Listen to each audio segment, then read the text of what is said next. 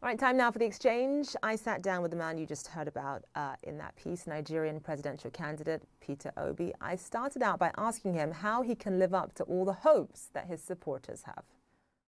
Mr. Obi, thank you so much for being with us. You are certainly the most popular presidential candidate in Nigeria right now among young people. There is just so much momentum behind you. But here's the problem.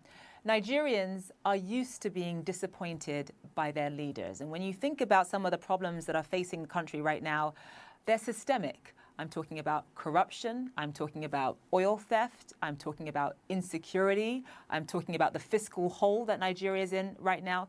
Can all of that really be solved by one person?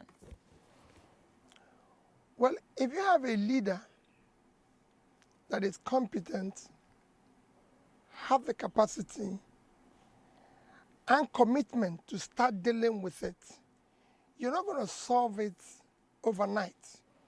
But there will be a clear, visible, measurable attempt to dealing with it.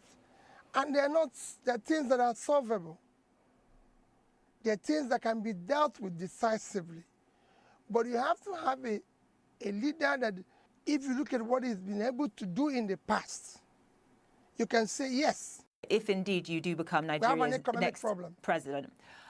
Nigeria, as you know, is broke. It is barely able to service its debt. It spends so much more than it earns. What are your plans? Just from a concrete perspective, what are your plans to take Nigeria's economy off of life support? Well, a variety of things.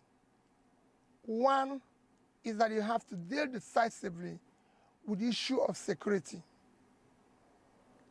It's impacting negatively on your economy today. You have to deal with it head on, because you have to get your farmers to go back to farm and start ensuring that the vast land of the north are invested and cultivated on.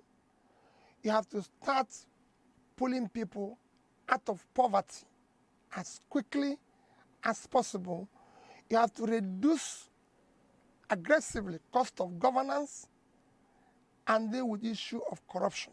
Anyone who knows anything about Nigeria knows that it has this embarrassing reputation of, despite the fact that it is Africa's largest oil producer, it imports refined fuel. What is your plan for transforming Nigeria's economy from a consumption economy to a production economy? Let me use the issue of oil, for example. There's no reason why our refineries cannot work. There's no reason why we should not encourage private sector to build refineries and operate them. And they're not rocket science. It can be done as quickly as possible.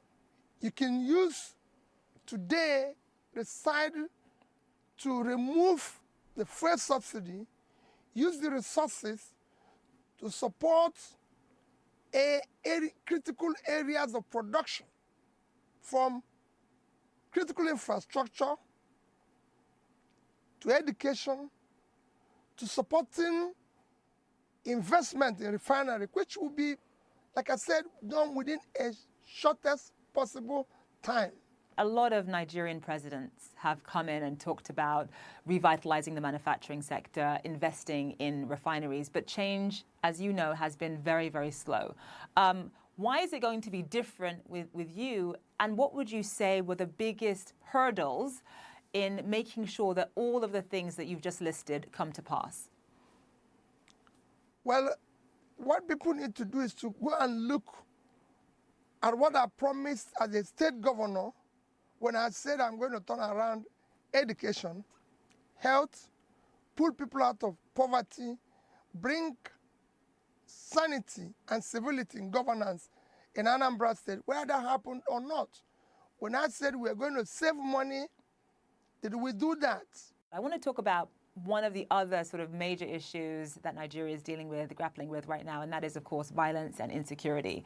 You can barely travel from one part of Nigeria to another without fearing for your life. And I'm talking about kidnapping, I'm talking about banditry, I'm talking about terrorism, I'm talking about Boko Haram. What is your plan for that? You know, I did say that initially that what we need to face head on is issue of security. Because unless you have security, the farmers can't go back. You can't attract investment.